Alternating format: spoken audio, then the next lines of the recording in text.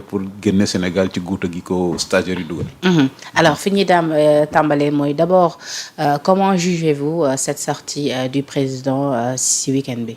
mais lamentable Penda la sortie a été lamentable c'est le président de la République ñu ne président de la République day wax ak sénégalais yi mais bu ñu xoolee am li ñuy wax on s'attendait à un homme d'État qui parle des problèmes du pays qui propose des solutions pour le pays. On n'a pas vu un homme d'État, mais on a vu un homme de détail. Parce que l'État, c'est le prestige. Et il n'y a pas de puissance sans distance. Li ma gën a ragal rek mooy les gens sont en train de désacraliser la fonction présidentielle. Quand on voit la prestation du président, il y a deux mots qui manquent dans la prestation du président. Grandeur ak hauteur. Un président de la warul dugg ci ay détails bay dugg ci affaire fonds spéciaux. Oui, les fonds spéciaux, li lay jariñ parce que l'État,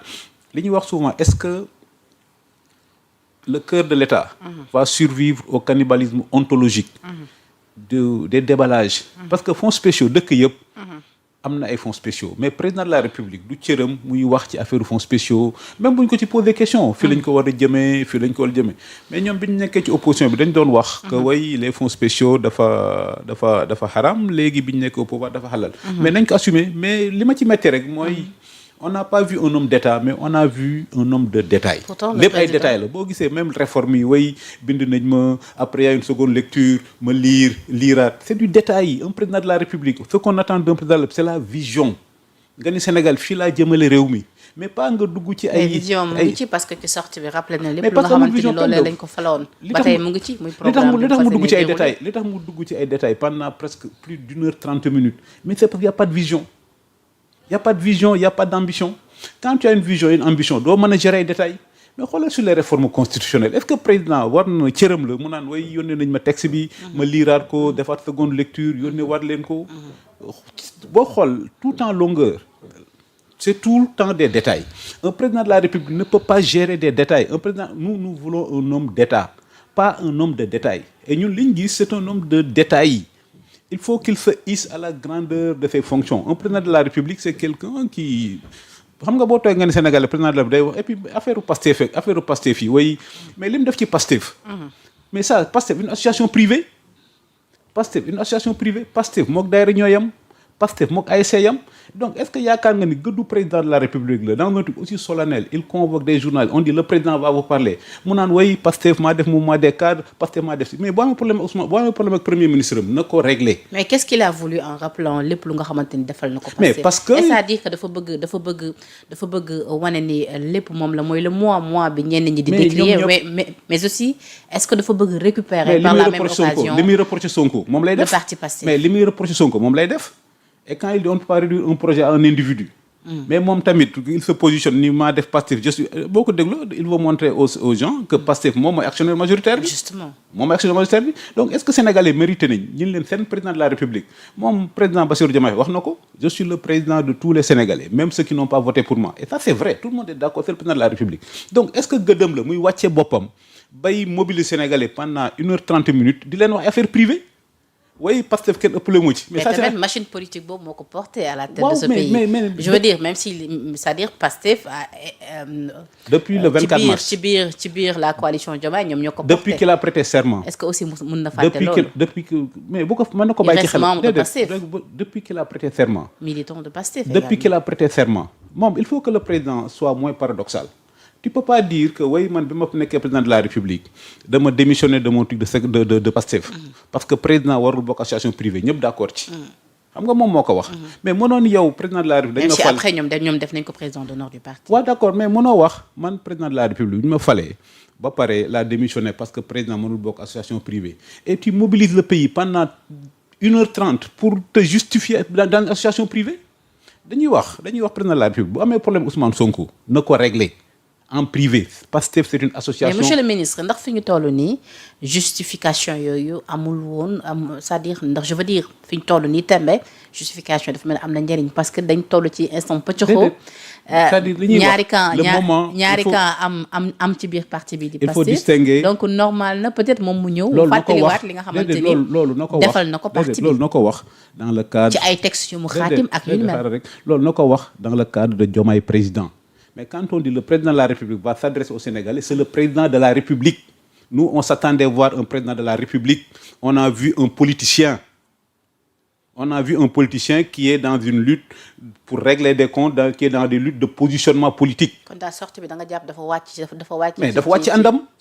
dafa wàcc ci àndam. xam nga moom moo wax ni xam nga moom réforme yi muy proposé c'est-à-dire nit booy wax aussi li ñuy wax dafa am jëf am wax il faut mu am cohérence entre li ngay wax ak li ngay jëf xam nga président de la République moom moo wax ci réforme yi muy def président de la République mënul bokk association privée xam nga wax na ko ci kii bi. donc ça le président doit être au-dessus de la mêlée. est-ce que gis nga keroog président de la République mais li mu fa wax boo xoolee presque 60% de son intervention c'est pour montrer que Ousmane Sonko n'est pas plus légitime que moi dans Pastef mais ñun su ñoo nekku ci Pastef est une association privée donc moom li muy reproche Ousmane Sonko lay def Ousmane Sonko lui il assume qu'il veut un parti état. donc sorti la bu mu waroon def peut-être ci ay ndaje coalition. mais bien sûr mais pourtant defoon na ko keroog ci ndajeem Diomaye coalition Diomaye. mais loolu c'était normal parce que keroog fàttali woon na. boobu da nga dégg kenn wax ci taxawalee coalition bi ak apport bi ci le président de la République bu demee ci affaire Diomaye wax fa loolu da nga dégg kenn wax ci. mais ce qui est gênant du point de vue des symboles et du statut de la République. c'est que ñu ni président de la République mooy wax mu waxee palais Sénégal yëpp di ko déglu. bu ñu nee président de la mooy wax ak problème mu Sénégal c'est ça le problème du pays actuellement c'est l'écart bi am entre la gravité de la situation économique du pays et l'insouciance des gens qui nous dirigent xam nga bi ñu nee président de la day wax ñu ngi doon yaakaar la question économique président propose ñu solution ñu ngi doon yaakaar affaire bi nga xam ne mi ngi boori Mali nga xam ne les djihadistes sont presque à nos frontières mais question yooyu soulevé nañ ko fa non mais li mu wax li mu gën a wax la président wax ak réforme yi nga xamante ni jàpp nañ te war nañ ko war a mën a apporter ci li nga mais loolu réforme aussi il faut ñu taxaw ci li ma mas di wax les réformes là c'est une perte de temps et loolu laay wax c'est-à-dire heureusement que Sénégal mi ngi fêté centenaire Ablaye Wade c'est Ablaye Wade qui est un homme d'État xam nga lu ma Ablaye Wade man damay wax en science politique Ablaye Wade est le dernier des anciens Ablaye Wade kenn du moom mook Senghor kenn du ñoom Ablaye Wade est le dernier des anciens et le premier des modernes Ablaye Wade avait le sens de l'histoire Ablaye Wade bi mu ñafee pendant 26 ans ba alternance am Sénégal il a compris que ça c'est la démocratie des anciens maintenant le système fonctionne il y a la transparence électorale mën nañ fal président am alternance en une semaine ñu dingi parti social fi nekkoon 40 ans def libre Ablaye Wade a compris que le système était robuste donc bi mu ñëwee moom dafa wax problème mu Sénégal lan la mu xam ni moom ki ayant le sens de l'histoire problème mu Sénégal nekkul un problème politique problème économie la mais Ablaye Wade moo fi njëkk indi image autoroute donc damay wax entre parenthèses président de la République na jël décision Diamniadio mu tuddee ko Ablaye Wade parce que tey jii bu dul autoroute bi nga xam ne Ablaye Wade moo ko initié Diamniadio du am boo gisee li ngay gis yëpp sur le plan urbanistique ay Diamniadio ay Kër Ndiaye Lo ay Sangalkam bu fa nit ñi mën a dëkk fekk Ablaye Wade un bon homme d'État a eu la vision de je fais l'autoroute Penda c'est ça un homme d'État c'est pas un homme de détail Ablaye Wade bi mu ñëwee dafa xam ni Sénégal amatul problème politique am nañ alternance il a dit donc pour le Sénégal lan problème am problème économique